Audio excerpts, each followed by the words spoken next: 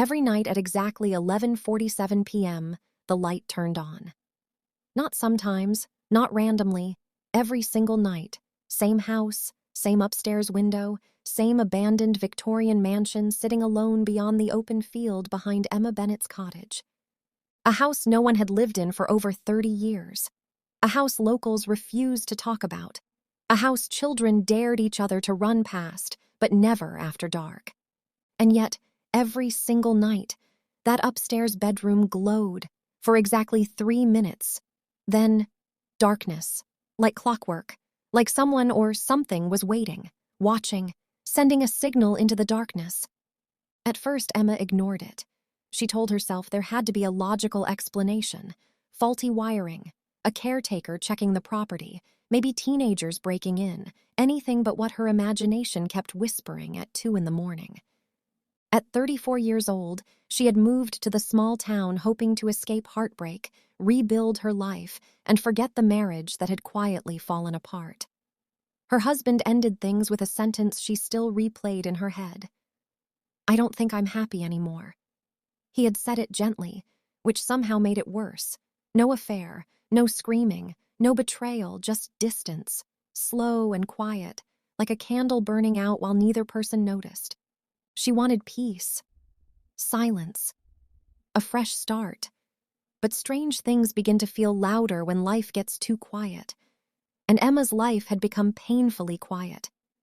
Every night she found herself staring out her bedroom window at the old abandoned house that should have been empty, waiting for the light to turn on. And then one night, when the light turned on, someone was standing in the window, watching her. The woman slowly raised her hand and waved. Present day. At 34 years old, Emma completely exchanged her busy city life for a job at a sleepy old dusty bookstore, packed 13 years of marriage into cardboard boxes, and left Chicago behind. She moved back to the small town she swore she'd never return to. Ashford. Population, tiny. Gossip level, dangerous. She bought a small white cottage near the woods for less than a city parking space. It had crooked shutters, a squeaky porch swing, and enough silence to hear herself think again. Her only company was her golden retriever, Maple. Maple was old, lazy, and deeply judgmental, but loyal. The first night Emma noticed the light, she was unpacking dishes. She glanced through the kitchen window and froze. Across the field sat a massive abandoned Victorian house. Dark, weathered, forgotten, except for one glowing upstairs window. 3 minutes later, darkness. She assumed someone owned the property, maybe security checks, maybe timers, maybe squatters, but then it happened again, and again, and again. Every night. 11:47 p.m., 3 minutes, dark, always the same. One rainy Thursday night, Emma couldn't sleep. She made tea and sat by her bedroom window. 11:47 p.m. The light flicked on. And this time, someone was standing there. A woman. Still. Watching Emma's house. Emma stopped breathing. The figure was motionless. Long, dark hair, white dress, hands pressed to the glass. Then, the woman slowly raised one hand and waved. Emma screamed. Tea crashed to the floor. Maple exploded into barking. When Emma looked again, the window was dark. The woman was gone. The next morning, Emma drove into town. She told herself she was simply asking questions, not spiraling. She stopped at Callahan's Diner, the oldest restaurant in Ashford. Old Mr. Callahan still worked the morning shift despite being 82 and permanently annoyed. Emma described the house, the light, the woman. His face changed instantly. "You're living near the Whitmore house." Emma frowned. "The abandoned one." He nodded slowly. "People leave that place alone." "Why?" He leaned closer. "Because that house remembers." Emma blinked. That sentence explained absolutely nothing. He sighed. 30 years ago, the Whitmores were one of the wealthiest families in town. Their oldest daughter disappeared. "What happened?" "No one knows." "That's it?" "That's enough." That night, Emma set up her phone to record the house. 11:47 p.m. The light turned on. The woman appeared. Emma watched from her own window. This time the woman looked frantic. She pounded on the glass, then disappeared. Emma rushed to check the recording. The video glitched exactly when the woman appeared, only static. The next morning, Emma found an envelope in her mailbox. No stamp, no address, just her name. Emma. Inside was a note. Stop watching the window. No signature, no return address, no fingerprints, nothing. Emma stood at her kitchen counter staring at the note for nearly 10 minutes. Stop watching the window. The handwriting looked rushed, jagged, almost frantic, as if whoever wrote it had been terrified someone would catch them. Or worse, that they were running out of time. Her stomach twisted. She immediately called the sheriff. Sheriff Dalton arrived 30 minutes later, chewing gum like this was the most inconvenient part of his afternoon. He walked around her property, checked the mailbox, looked at her porch camera. Nothing, no fingerprints, no tire tracks, no footprints in the mud, no video footage, nothing. He scratched his chin. Probably kids. Emma blinked. Kids? He shrugged. Teenagers get bored. Emma held up the note. Teenagers are writing cryptic ghost messages now? He smirked. Creative generation. Emma stared at him in disbelief. That's your professional opinion? Try locking your mailbox. Then he left. Extremely helpful. That night, Emma barely slept. Every creak in her cottage made her sit upright. Every gust of wind sounded like footsteps. At exactly 11:47 p.m., the light turned on. Emma refused to look. She sat frozen in bed, staring at the wall. Maple lifted his head, growling low in his throat. Then suddenly, he began barking at Emma's bedroom window, wildly, aggressively. Emma slowly turned toward the glass. Nothing. Darkness. Then tap. Emma froze. A soft tapping sound on the outside of her bedroom window, second floor, impossible. Her breathing stopped. Tap, tap, tap. Something was outside. Maple lunged toward the window, snarling. Emma forced herself forward and yanked the curtains open. Nothing.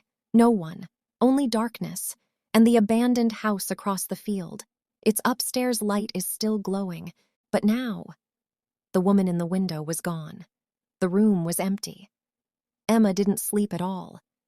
Weeks passed. She tried ignoring it, tried working, tried pretending her life wasn't slowly becoming a horror story. Then came the storm, the kind of storm that turns afternoon into night. Wind screamed through the trees, rain slammed against her windows, and suddenly, the power went out. Darkness swallowed the cottage. Emma lit candles. Her phone had almost no battery, no internet, no television, nothing to distract her thoughts. That's when she heard it, thud above her. Emma froze. Another thud, from the attic. Maple stood immediately, ears alert, low growl. Probably branches, Emma whispered, then dragging. Something heavy was being pulled across the attic floor.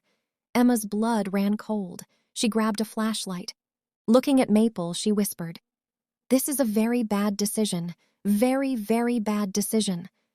She climbed the attic stairs. Each step groaned beneath her weight. The attic smelled like dust and mildew. Her flashlight beam cut through darkness. Nothing. Old furniture, boxes, cobwebs, silence.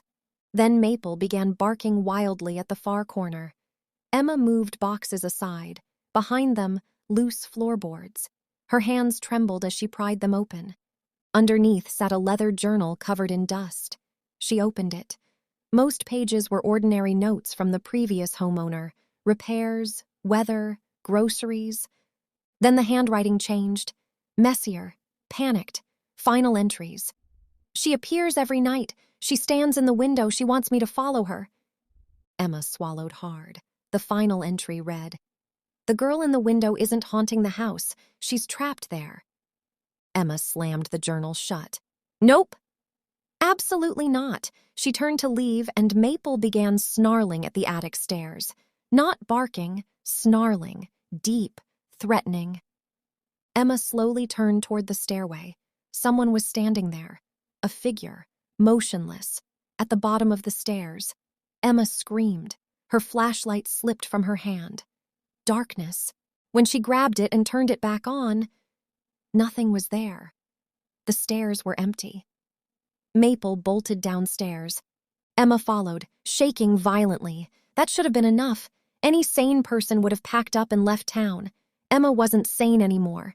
She needed answers. That night, she crossed the field. Lightning flashed overhead.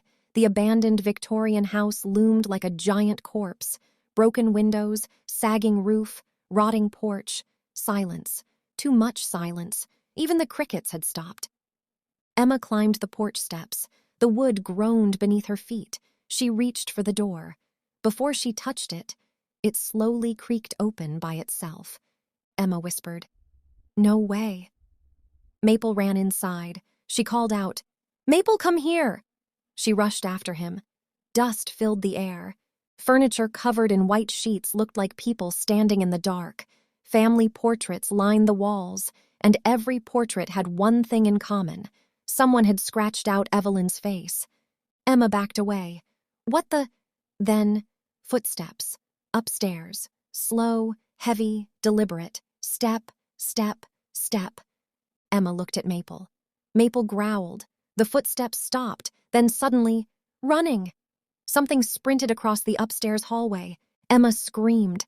Then silence. Complete silence. She should have left. She didn't. She climbed the stairs. Each step felt louder than thunder. At the end of the hallway, a bedroom door slowly creaked open.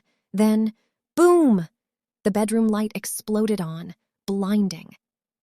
Emma shielded her eyes, and there she was, the woman from the window, standing at the far end of the room, young, beautiful, terrified, burn marks on her hands, tears in her eyes, not evil, not angry, heartbroken. She stepped closer, opened her mouth, and whispered, "Find Clara." Suddenly, every mirror in the room shattered at once. Glass exploded through the air. Emma screamed. The light burst. Darkness consumed everything. And from somewhere in the house, a man's voice growled, "You should have stayed away." Emma grabbed Maple and ran for her life. They didn't stop until they reached her cottage. She locked every door, every window, and sat on the kitchen floor until sunrise. The next morning, she drove to town to research the archives. She found old newspaper articles. Heiress Evelyn Whitmore missing then. Wealthy family leaves town after house fire, then buried in smaller print. Younger sister Clara hospitalized following traumatic incident. Emma stared at the article. Her pulse quickened. There it was. The name, Clara, and by sunset, Emma was driving 2 towns over in complete silence. Rain tapped against her windshield. She had no idea the truth waiting for her was far worse than ghosts. Emma had tracked Clara down. She drove through the rain in complete silence. The raindrops were thick and heavy, a slow, steady rain that made the world feel smaller. Gray skies, empty roads, and one question looping in her mind over and over again. Find Clara. The woman in the window had said it so clearly, so desperately. Emma couldn't ignore it. The nursing home sat at the edge of a quiet rural highway surrounded by dying oak trees. The building looked old. Too old. Its faded sign creaked in the wind. Willow Creek Care Center. Emma parked and stared at it for a moment. A strange feeling crawled up her spine, like she shouldn't be there, like someone or something didn't want her walking inside. She almost turned around. Then she remembered the woman's face in the window. Terrified. Begging. Emma stepped out of the car. The front doors opened with a loud mechanical groan. Inside, everything smelled like bleach, old flowers, and forgotten time. The receptionist looked half asleep. When Emma asked for Clara Whitmore, the woman's expression changed. "You're here to see Clara?" "Yes." The receptionist hesitated, then leaned forward. "She doesn't speak to visitors." "I think she may want to speak to me." The woman looked unsettled. "She's been asking about someone named Evelyn all morning." Emma's stomach dropped. "Today?" The receptionist nodded slowly. She kept saying, the woman lowered her voice, she's coming back tonight. Emma felt her pulse quicken. That's impossible. The receptionist gave her a strange look. In this building, she whispered, nothing feels impossible? Emma was led down a long hallway. The lights flickered. One bulb buzzed overhead. Room 214. The nurse quietly opened the door. Emma entered the room. The nurse whispered, she rarely speaks, then left. Emma stepped closer. Clara? No response. Clara Whitmore? Clara Whitmore is now 80 years old, fragile, quiet. She sat near the window in a wheelchair. Her silver hair hung loosely around her shoulders. Her hands trembled in her lap. She stared out the rain-covered glass.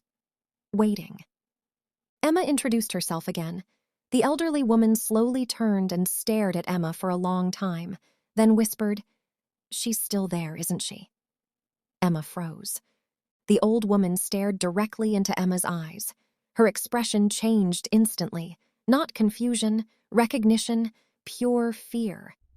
Clara began violently shaking. No, Emma froze. It's okay, I'm not here to hurt you. Clara's eyes filled with tears. She found you. Emma's heart pounded. Who found me? Clara grabbed Emma's wrist with shocking strength. Her nails dug into Emma's skin. My sister. Emma stopped breathing. Clara's voice dropped to a whisper. She's still in that house, isn't she? Emma's entire body went cold. How do you know that? Clara began sobbing uncontrollably. I told her I'd come back. What happened to Evelyn? Clara looked toward the dark hallway outside her room. As if terrified, someone was listening. Then she whispered, lock the door. Emma hesitated. Clara, lock the door. Emma quickly locked it. The room suddenly felt much smaller. The rain outside intensified. Thunder shook the windows. Clara's breathing became ragged. Our father wasn't who people thought he was. Emma knelt beside her. What do you mean? He owned businesses all over town, Clara whispered, but they weren't real. Emma frowned. What? He laundered money. Emma stared. Money from who? Clara shook her head. We never knew. Her voice trembled. But Evelyn found documents hidden in his office. Flashback filled Clara's eyes. She showed me the papers. What papers? Names, amounts, bank accounts, photos, letters. She was going to expose him. Emma whispered. What did your father do? Clara's face went pale. He heard us talking. Emma leaned closer. What happened next? Clara's entire body shook. He dragged Evelyn upstairs. Emma felt sick. No, he locked her in the attic. Thunder cracked outside. The lights flickered violently. Emma turned toward the ceiling instinctively. For a brief second, she thought she heard footsteps above them. Impossible. This was a nursing home. Clara continued crying. I could hear her screaming. Emma whispered. For how long? Clara looked hollow. 3 days. Emma covered her mouth. Oh my God. He told everyone she ran away. What did you do? I was 13. Clara sobbed. I was scared. Then Clara's eyes widened in terror. She escaped. Emma froze. What? There was a storm. Lightning flashed outside. The power went out. I heard glass break upstairs. She ran. Clara was now nearly hyperventilating. She tried to get the documents. She tried to save me. What happened? Clara screamed. The fire. Emma jumped. Nurses ran toward the room. Clara pointed wildly at the corner. She's here! Emma turned and froze. Standing in the dark corner of the room was a woman. Long, dark hair, white dress, burn marks across her arms. The same woman from the window, Evelyn, smiling sadly, then gone. The lights completely shut off. Darkness swallowed the room. Patients screamed down the hall. Backup alarms blared. Emma's phone flashlight turned on. Clara was sobbing uncontrollably. She never left. When the power returned, Clara looked exhausted, broken. She grabbed Emma's hand one final time. She hid the truth. Where? Clara whispered. Behind the attic walls. Then Clara collapsed unconscious. Doctors rushed in. Emma was pushed from the room. Hours later, Clara passed away peacefully in her sleep, but not before leaving Emma with one final terrifying truth. Evelyn was still waiting. That night, Emma returned to the Whitmore house. Rain poured. Wind screamed through broken windows. She climbed to the attic. Every step groaned beneath her feet. Then she heard scratching behind the walls. Slow, deliberate, like fingernails scraping wood. Emma nearly ran, but Clara's final words echoed in her mind. Behind the attic walls, she found an old loose panel, pulled it open, and screamed. Inside, a hidden crawl space filled with letters, photos, bank documents, stacks of cash records. And Evelyn's body holding her journal opened to the final page. Her last words read, "If you have found me, know this. My father cannot win. Protect Clara.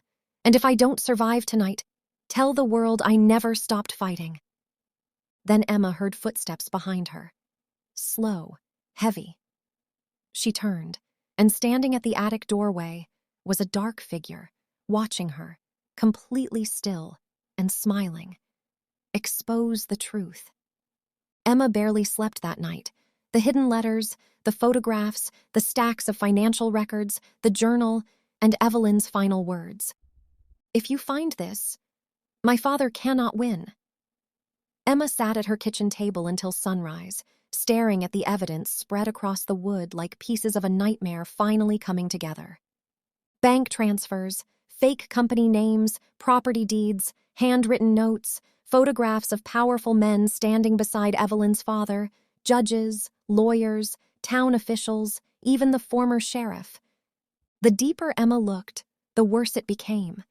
This wasn't just one cruel father hiding family secrets. This was an entire network of corruption buried beneath the town for decades, and people had protected it. People had stayed silent. People had looked away. Emma realized Evelyn hadn't simply disappeared. She had been silenced, and so had anyone who got too close to the truth.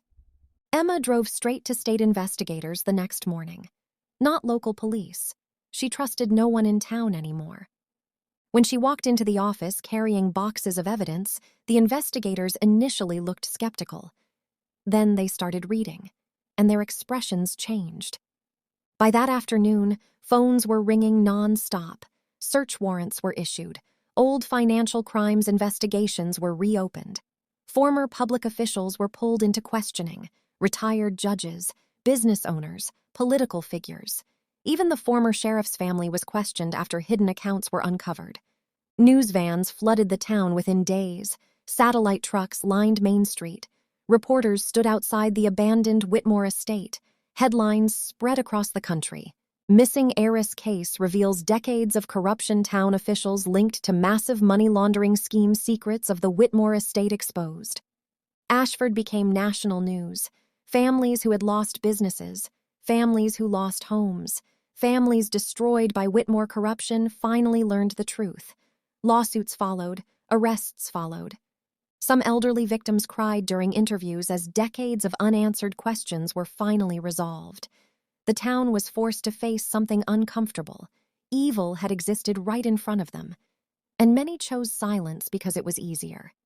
The abandoned Whitmore house was sealed as part of the investigation, and for the first time in decades, the upstairs light stopped appearing. Emma thought it was over. She was wrong. 3 days later, she returned to her cottage and found a single envelope sitting on her kitchen table. Her doors were locked. Her windows were locked. Maple had been inside, and yet the envelope was there, waiting. Her name written across the front. Emma's hands shook as she opened it. Inside was one final letter. The handwriting wasn't Evelyn's. It belonged to someone else. Someone Emma recognized immediately. Her grandmother. Emma stopped breathing. Her grandmother had died when Emma was 12. She had been kind, quiet. She loved gardening, made peach pie every summer, and apparently had been hiding devastating secrets. Emma unfolded the letter. Her grandmother wrote, "Emma, if you are reading this, then Evelyn's truth has finally been uncovered." Emma's heart pounded. She kept reading. "I promised Evelyn I would protect her sister Clara if anything ever happened to her." Tears filled Emma's eyes. "The night of the fire, Evelyn escaped the house long enough to bring me evidence. She knew her father was coming for her." Emma gasped. Her grandmother had known. The letter continued. "Evelyn begged me to protect Clara and hide the evidence until someone brave enough could expose everything." Emma whispered, "Oh my God." Her grandmother had secretly hidden the evidence after Evelyn vanished, but that wasn't the biggest revelation. Emma continued reading. "I purchased your cottage decades ago under another name." Emma froze. "What?" Her grandmother explained that the cottage sat directly across from the Whitmore house for a reason. It was the safest place to keep watch, the safest place to guard what remained hidden. She had intended to tell Emma one day, but illness came first, and time ran out. Then came the final line, the line that made Emma break down crying. "I always believed one day someone in our family would finish what Evelyn started. I always hoped it would be you." Emma collapsed into her chair, sobbing. Everything suddenly made sense. The cottage, the hidden journal, the timing, the light, the letters. She hadn't stumbled into this mystery by accident. She had been led there, by generations of women protecting one another. And outside her kitchen window, the abandoned house stood completely dark. For the first time in decades, it looked peaceful. The final surprise was the deed to the old bookstore, her grandmother quietly left behind. Instead of returning to Chicago, Emma restored the bookstore. She named it the Light in the Window Bookstore.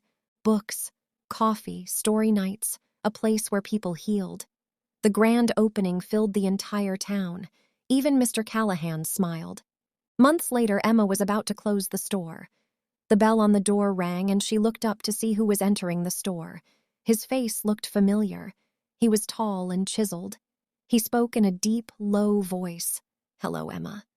She felt a sense of familiarity sweep through her entire body. "John?" John cleared his throat. "For several months I've been wanting to stop by and see you. I kept putting it off because I figured you wouldn't remember me." He looked a little embarrassed. "Something told me to go now." She smiled and looked toward the old Victorian house. 11:47 p.m. The upstairs light turned on one final time, warm, soft, peaceful, and standing in the window. Evelyn smiled, then disappeared forever. The light faded. Emma stood next to John in the quiet bookstore, tears in her eyes, thinking some lights haunt you and some lights lead you home. And sometimes, the things we fear most become the very things that save us. Thank you for watching Story Garden Tells and The Light in the Window.